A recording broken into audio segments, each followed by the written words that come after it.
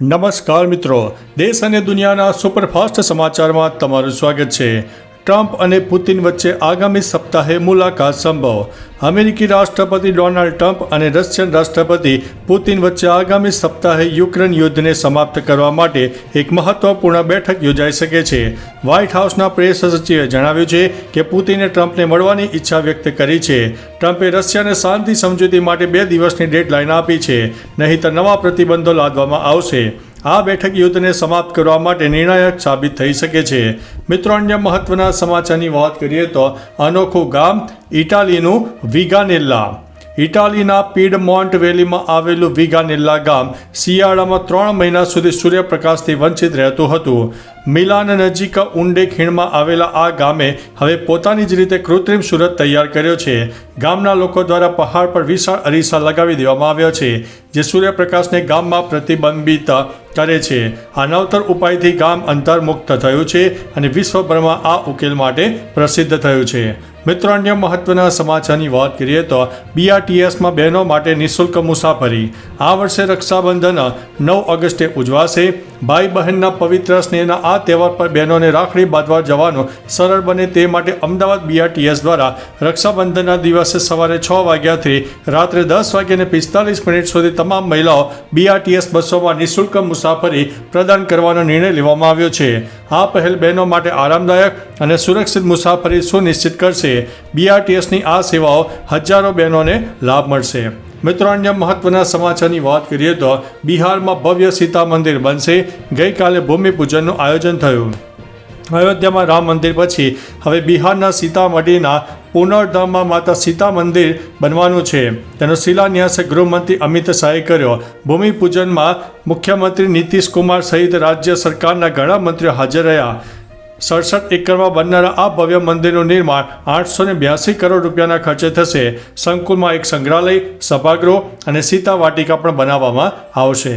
મિત્રો, અન્ય મહત્વના સમાચારની વાત કરીએ તો NSA અજીત ડોભાલે મોસ્કોમાં પુતિન સાથે કરી છે મુલાકાત। ભારતના રાષ્ટ્રીય સુરક્ષા સલાહકાર અજીત ડોભાલે ગુરુવારે મોસ્કોમાં રશિયન રાષ્ટ્રપતિ વ્લાદિમીર પુતિન સાથે મુલાકાત કરી। આ બેઠકમાં બંને દેશો વચ્ચે સુરક્ષા, આર્થિક અને ઉર્જા સહયોગ સહિતના દ્વિપક્ષીય મુદ્દાઓ પર ચર્ચા થઈ। રશિયન સરકારી મીડિયા સ્પુતનિક દ્વારા જારી કરાયેલા વિડીયોમાં ડોભાલે ભારત અને રશિયા સંબંધોને ખૂબ જ ખાસ ગણાવ્યા। બંને દેશો વચ્ચેની વ્યૂહાત્મક ભાગીદારી ઉપર ભાર મૂક્યો છે। મિત્રો, અન્ય મહત્વના સમાચારની વાત કરીએ તો ટેરિફનો મુદ્દો હલ ના થાય ત્યાં સુધી ભારત સાથે વાત નહીં, તેવું ટ્રમ્પે જણાવ્યું છે।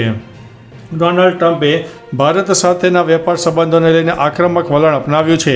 તેમણે ભારત ઉપર 50% ટેરિફ લાદ્યા બાદ હવે સ્પષ્ટપણે કહી દીધું છે કે જ્યાં સુધી ટેરિફનો મુદ્દો ઉકેલાઈ ન જાય ત્યાં સુધી હું ભારત સાથે કોઈ પણ પ્રકારની વાતચીત નહીં કરું। આ નિવેદનથી ટ્રમ્પે ભારત પર વધારાનું દબાણ લાવવાનો પ્રયાસ કર્યો છે, જે બંને દેશો વચ્ચેના સંબંધોમાં તણાવ વધારી શકે છે।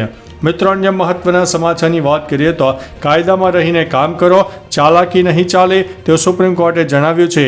સુપ્રીમ કોર્ટે ઈડીની કાર્ય પદ્ધતિ પર ગંભીર સવાલો ઉઠાવ્યા છે। કોર્ટે ઈડીને ટકોર કરતા કહ્યું છે કે તમારે ચાલાકી નહીં, કાયદાના દાયરામાં રહીને કામ કરવું જોઈએ। સુપ્રીમ કોર્ટે એ પણ જણાવ્યું છે કે ઈડી દ્વારા દાખલ કરવામાં આવેલા કેસમાંથી માત્ર 10% કેસમાં સજા થાય છે।